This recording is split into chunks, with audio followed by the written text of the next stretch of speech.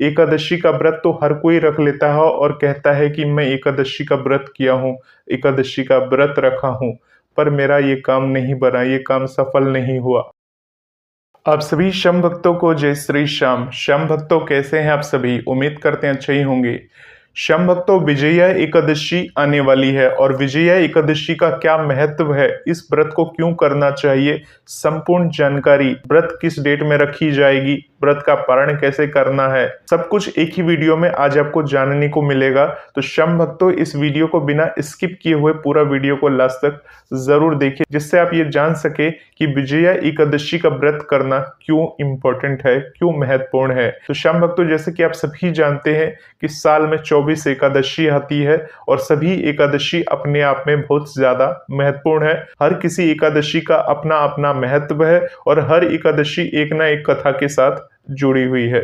श्याम भक्तों, जो भी एकादशी का व्रत रखता है और व्रत के दौरान उस एकादशी की व्रत की कथा को सुनता है तो प्रभु की असीम कृपा का वो पात्र बन जाता है। श्याम भक्तों, एकादशी का व्रत रखना कोई हंसी मजाक का खेल नहीं है और हर कोई एकादशी का व्रत रख भी नहीं पाता है, क्योंकि श्याम भक्तों, एकादशी व्रत के बहुत सारे नियम होते हैं, निष्ठा होते हैं, और अगर आप उन नियम और निष्ठा के साथ इस व्रत को करते हैं तभी वो व्रत सफल माना जाता है। ऐसा नहीं है कि आपने एकादशी का व्रत रख लिया और उस व्रत का पारण आपने संध्या के समय में कर दिया, तो ऐसे जो एकादशी का व्रत रखते हैं उस व्रत को पूर्ण नहीं माना जाता। और इस व्रत को रखने से पहले आप शारीरिक रूप से तंदुरुस्त होने चाहिए, चुस्त होने चाहिए, दुरुस्त होने चाहिए, ताकि आप भगवान का स्मरण कर सके, उनका ध्यान कर सके। और भी बहुत कुछ होता है श्याम भक्तों, परंतु जो गृहस्थ जीवन में रहते हैं वो इतना कुछ ख्याल नहीं रख पाते। इस व्रत को रखने के बाद रात्रि में जागरण करना पड़ता है, रात्रि के समय प्रभु का ध्यान करना पड़ता है, उनके भजन वगैरह गाकर पूरी रात को गुजार सकते हैं, अपनी रात को काट सकते हैं। इस तरह से एकादशी का व्रत रखा जाता है और साथ ही साथ दिन में नहीं सोना चाहिए, रात को नहीं सोना चाहिए, पूरे दिन व्रत को रखा जाता है, रात के समय व्रत को रखा जाता है। और जो पूरी तरह से खाली पेट व्रत को ना रख सके वो फलाहार के साथ इस व्रत को रख सकते हैं। तो श्याम भक्तों, विजया एकादशी जो है विजय दिलाने वाली एकादशी है।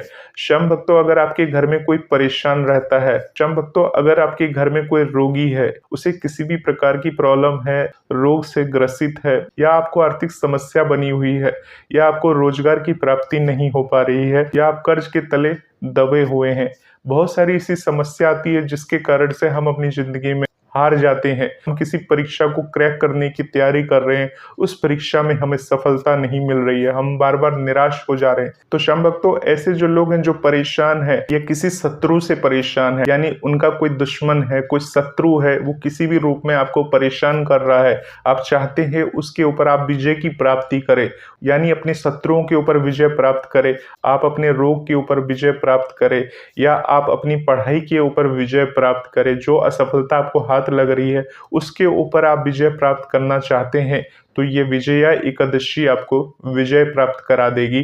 अगर आपने इस व्रत को श्रद्धा पूर्वक, नियम पूर्वक इस व्रत को रखा, तभी इस व्रत का संपूर्ण फल आपको मिलेगा। एकादशी का व्रत तो हर कोई रख लेता है और कहता है कि मैं एकादशी का व्रत किया हूँ, एकादशी का व्रत रखा हूँ, पर मेरा ये काम नहीं बना, ये काम सफल नहीं हुआ। आपने एकादशी की कहानी तो सुनी होगी, किस प्रकार से एकादशी की जितनी भी कहानियां हैं उनमें जिन जिन पात्रों ने एकादशी के व्रत को रखा, किस प्रकार से भगवान विष्णु का वाहन आता है और उन्हें वो सब कुछ प्रदान करता है जिसकी उसे जरूरत होती है, चाहत होती है। अगर उसको चाहत नहीं भी है तो भगवान वो सब कुछ प्रदान करते हैं। ऐसी महिमा है इस एकादशी व्रत की।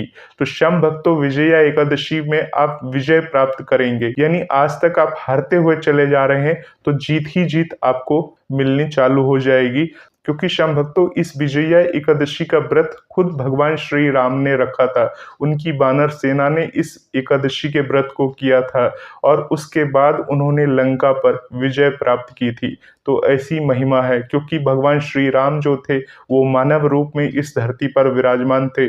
और जैसे मानव की फीलिंग होती है, जिस प्रकार से हम मानवों की फीलिंग होती है कि पल में हम उदास हो जाते हैं, पल में निराश हो जाते हैं, हम क्या करेंगे क्या नहीं करेंगे, क्योंकि जब उनको ये पता चल गया था कि सीता का हरण हो चुका है और जब जटायु ने उनको सब कुछ बता दिया कि ऐसे ऐसे सीता माता का हरण करके रावण लंका लेकर गया है, तब श्री राम बहुत ही चिंतित हो गए और जब उन्होंने विशाल समुद्र को देखा तब उनके समक्ष ऐसी स्थिति आ गई, वो सोच में पड़ गई कि मैं इस समुद्र को किस प्रकार से लांघूंगा, किस प्रकार से लंका पहुंचूंगा, किस प्रकार से रावण को परास्त करूंगा, क्योंकि रावण तो महान शक्तिशाली था और उसे परास्त करना तो नामुमकिन था। तो शम भक्तों, इस प्रकार से श्री राम सोच में पड़ गए और उन्हें भी एक ऋषि के पास जाना पड़ा और उन ऋषि ने उन्हें ये मार्ग बताया, उन्हें ये रास्ता बताया कि तुम विजया एकादशी का व्रत करो, जिससे कि तुम्हारे सभी काम सफल हो जाएंगे।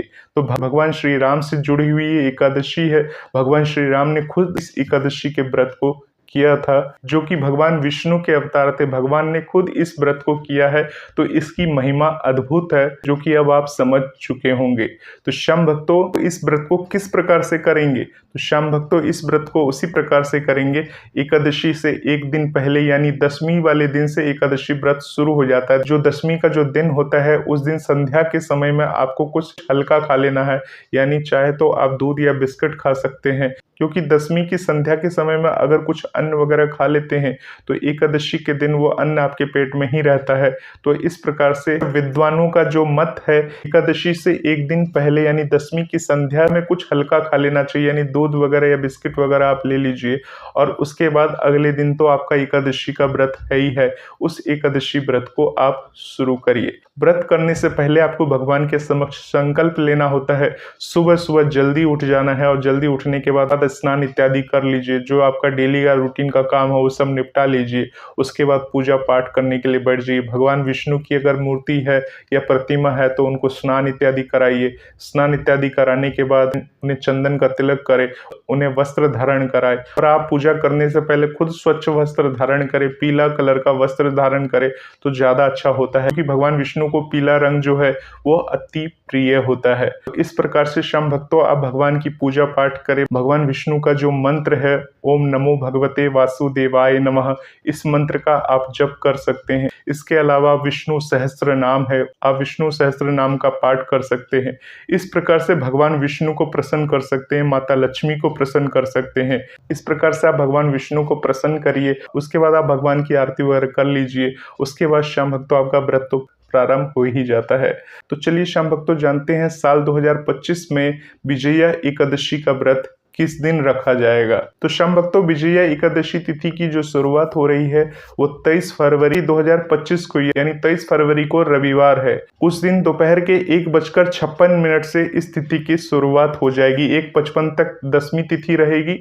दसवीं तिथि समाप्त होने के बाद दोपहर के 1:56 से एकादशी तिथि की शुरुआत हो जाएगी और ये जो एकादशी तिथि रहेगी 24 फरवरी 2025 को दोपहर को 1:44 तक ये तिथि रहेगी। अब शम भक्तों, एकादशी का व्रत आप किस दिन रखेंगे, यानी 23 फरवरी को रखना है या 24 फरवरी को रखना है? तो शम भक्तों, उदया तिथि के अनुसार एकादशी का व्रत यानी कि विजया एकादशी का जो व्रत है वो 24 फरवरी 2025 को ही रखा जाएगा। अब शम भक्तों, बात कर लेते हैं इस व्रत को खोलना कब है, यानी इस व्रत का पारण कब करना है। तो शम भक्तों, इस व्रत का जो पारण होगा वो मंगलवार के दिन इस व्रत का आपको पारण कर लेना, यानी 25 फरवरी 2025 को सुबह 6:50 से लेकर सुबह के 9:08 के अंदर इस व्रत का आपको पारण कर लेना है। चलिए शम भक्तों, बात कर लेते हैं द्वादशी तिथि कब से कब तक की रहेगी।